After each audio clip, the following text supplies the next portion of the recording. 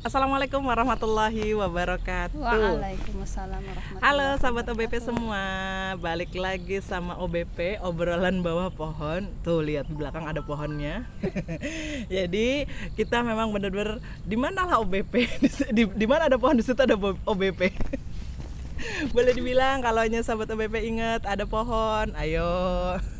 Boleh nih 2 orang dari OBP untuk hadir di bawah pohon saya. Masya Allah, luar biasa sahabat OBP. Terima kasih yang sudah setia menonton video-video kami. Mudah-mudahan dari video-video itu bisa menambah kecintaan kita kepada Islam. Amin. Dan juga lebih semangat lagi untuk belajar Islamnya, serta bisa mendakwahkan dengan cara mungkin di-share video-video kita. Amin. Iya. Biar kita semangat Gunakan konten. jempolnya ya. Wah. Ya, sahabat OBP. Kali ini topik yang akan kita obrolin, kita berdua obrolin itu gempar nih. Baru-baru aja itu ada penggerebekan. Apa itu? Rumah produksi film atau video porno. Nah, ini mohon maaf ya kata-kata yang akan kita keluarkan pada satu video ini tuh agak-agak gimana gitu. Tapi ya memang itu faktanya begitu. Ya. Yang digerebek memang rumah produksi untuk film atau video porno. Nah, itu dia. Di wilayah Jakarta Selatan. Nah, gitu. Ya, kita sadari sih memang kalau untuk urusan pornografi itu masalahnya apa bahasanya ya klasik ya memang. Masalah yang ya ini kapan sih kelarnya gitu. Ada lagi. Ini yang muncul aja lah, maksudnya yang benar, muncul, yang ketahuan. Aduh, yang nggak ketahuan gimana? Ya Allah. bahasanya ngeri banget. Ya memang faktanya begitu ya sahabat OBP ya. Karena udahlah pornografi ini juga tadi masalah yang klasik dan tapi jangan kita anggap udahlah kalau udah biasa seperti kita di video-video sebelumnya tuh ada kita bilang kalau masalah sudah dianggap biasa janganlah gitu ya. Paling tidak kita memikirkannya ya, apalagi kasusnya ini kan kalau kebanyakan tuh kan membidiknya tuh anak-anak gitu ya juga. Nah, itu dia. Betul. Jadi dan fun fact-nya ini Indonesia itu ternyata pengguna terbanyak ya sahabat di dunia.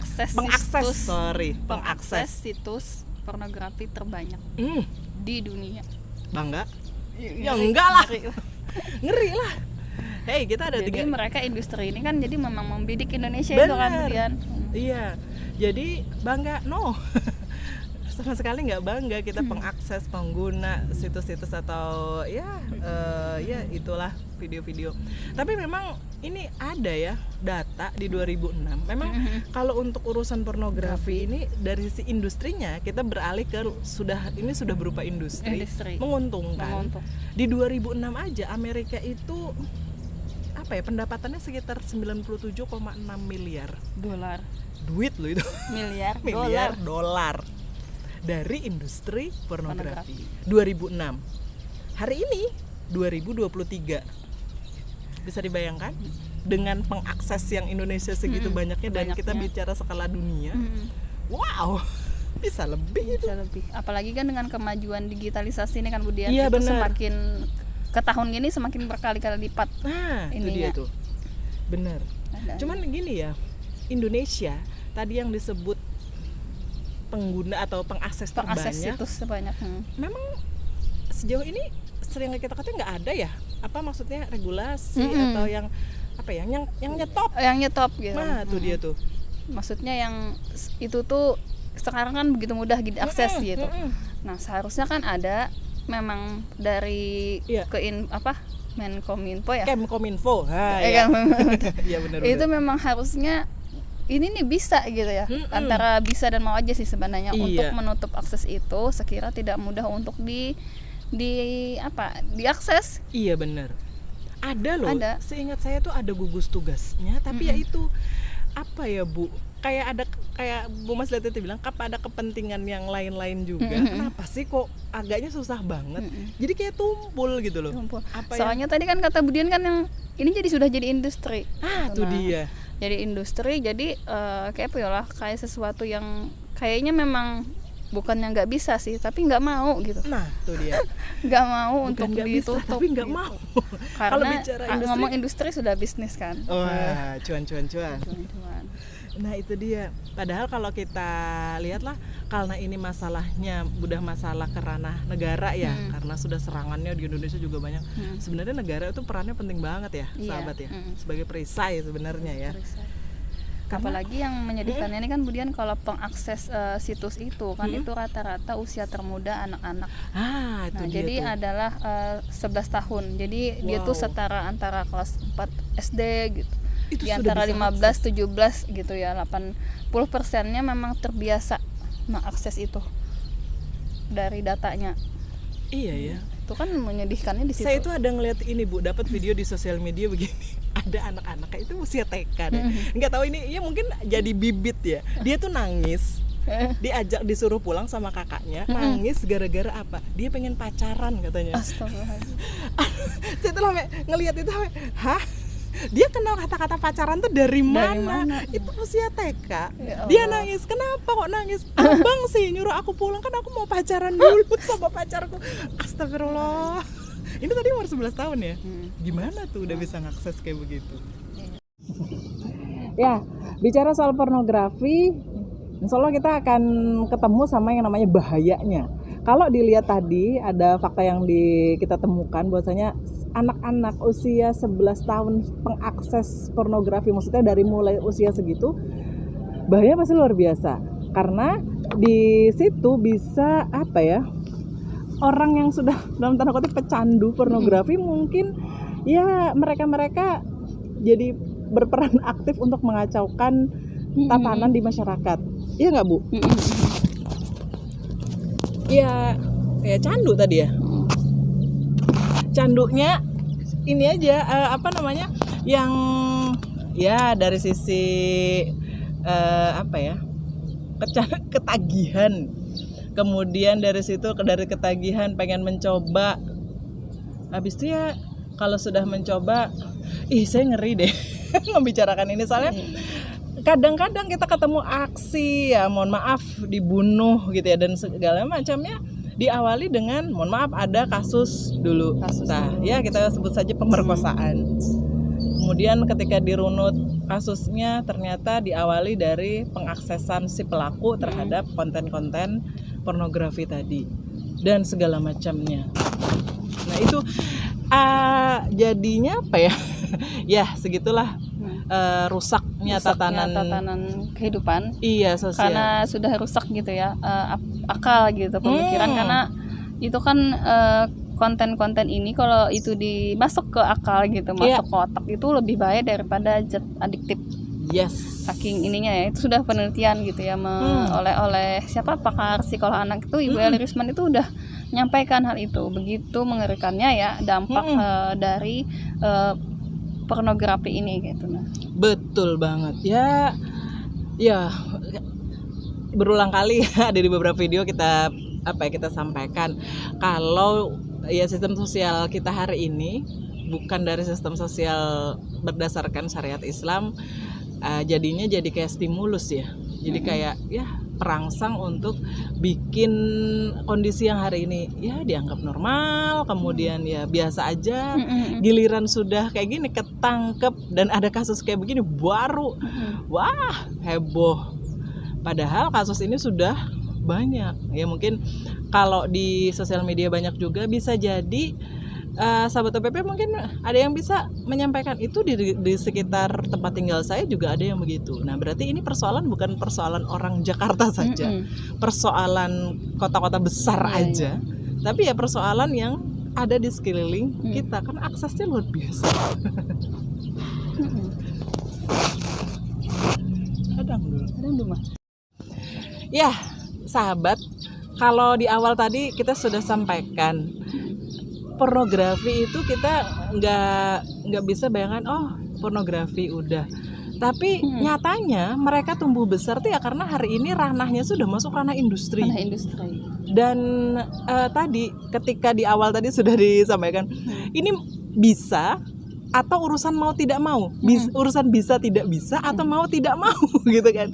Untuk apa ya? penghapusan atau ya penghapusan atau ya tadi mengamankan gitu ya, Ya, situs biar itu nggak bisa agar diakses. tidak diakses dengan mudah. Nah, itu.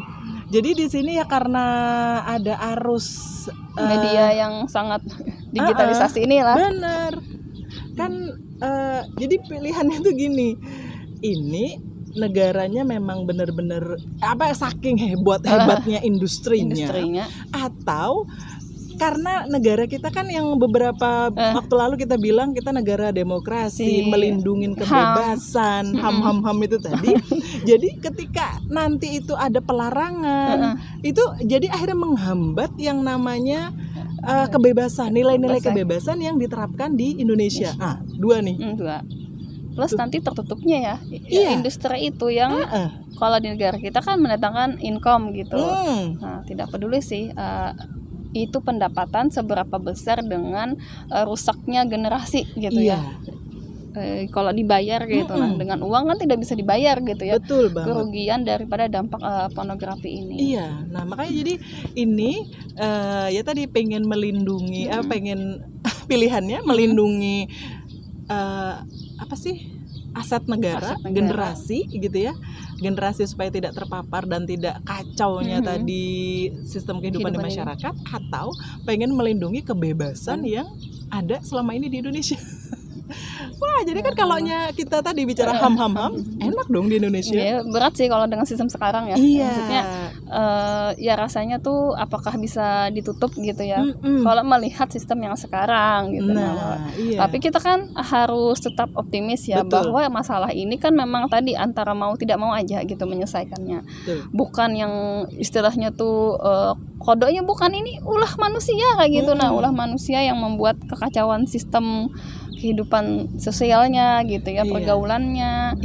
Karena saking mudahnya itu ya akses itu yang situs-situs kencan lah, situs-situs apa gitu ya terkait situs-situs kencan ujungnya nanti nggak timbul hotel-hotel gitu. Ya Allah, nauzubillah. Perselingkuhan, astagfirullahaladzim. Itulah Masya Allah. Dan di sini kita juga pastinya nggak bicara masalah adanya kondisi masyarakat yang kayak begini, kemudian bahasanya OBP obrolannya bisanya cuma menyalahkan. Kita bukan coba menyalahkan, faktanya begitu.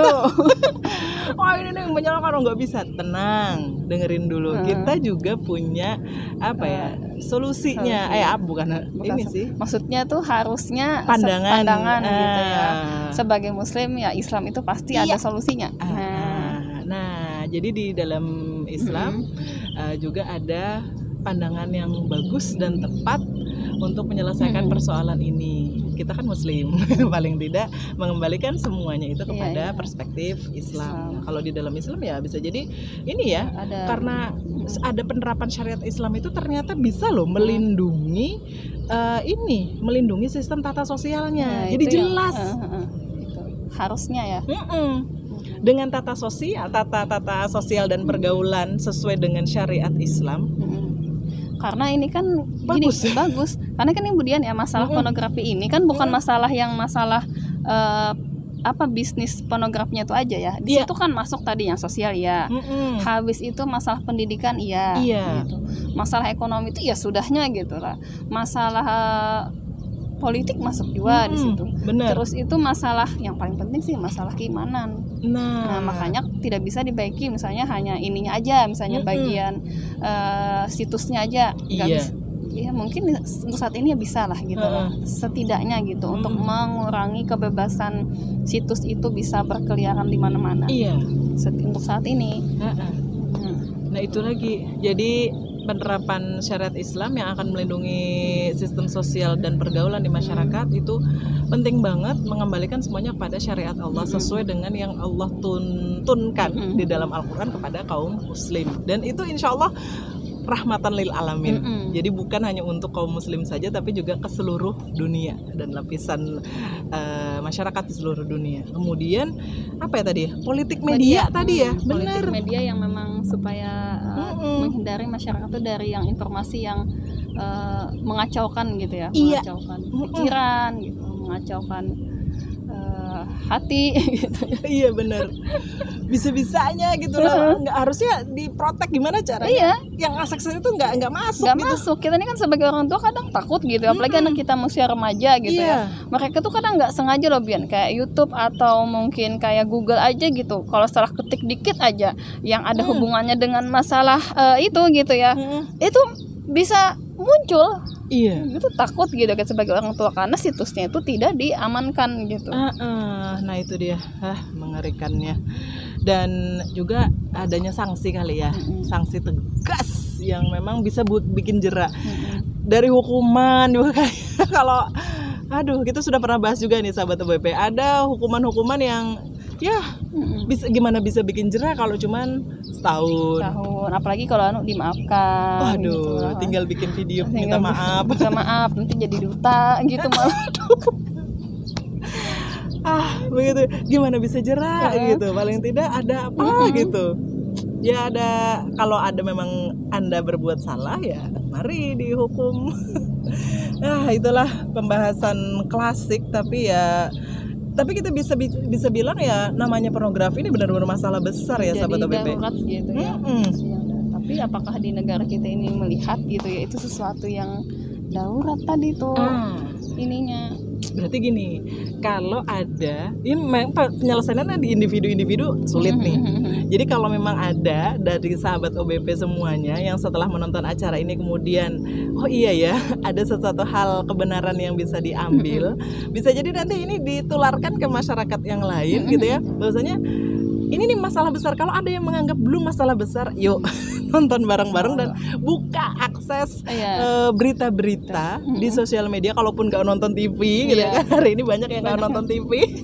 Buka berita-berita di sosial media yang di internet itu banyak kasus-kasus pornografi dan itu merupakan masalah besar.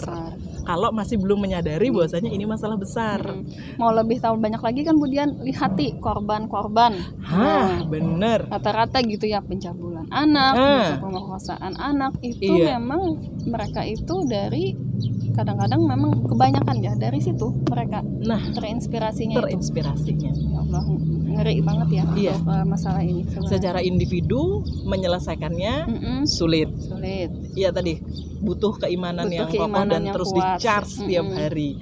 Berarti kalau kayak individu tidak bisa, berarti karena itu tadi masalah berkaitan dengan politik juga negara, sebagai perisai yang seharusnya bisa melindungi masyarakat, berarti ini adalah masalah besar bagi negara kita juga gitu. Dan ya mudah-mudahan ya tertunjuki gitu semuanya bahwa masalah ini harus diselesaikan. Dan penyelesaiannya kita hanya berharap kepada Allah gitu ya, dengan Islam yang sudah diturunkan gitu melalui Nabi Muhammad SAW. Dan hari ini Islamnya belum ada, maka yuk perjuangkan. Caranya gimana? Belajar Islam dulu pelan-pelan.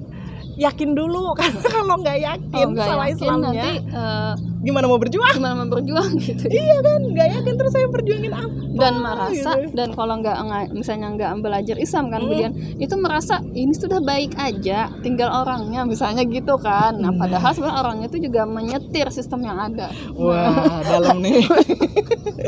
Ini lagi situasi panas akhir-akhir ini menjelang tahun depan. Mungkin akan kita bahas ya itulah. Jadi sekelumit tentang negeri ini dengan salah satu persoalan yang besar yang mau kita share hari ini, dan alhamdulillah sudah kita obrolin di bawah pohon. Terima kasih semuanya sudah menyaksikan video kali ini. Mudah-mudahan bermanfaat. Dalam sedikitnya yang bisa kami berikan bisa bermanfaat, sedikit juga atau banyak mungkin bagi sahabat OBP semua.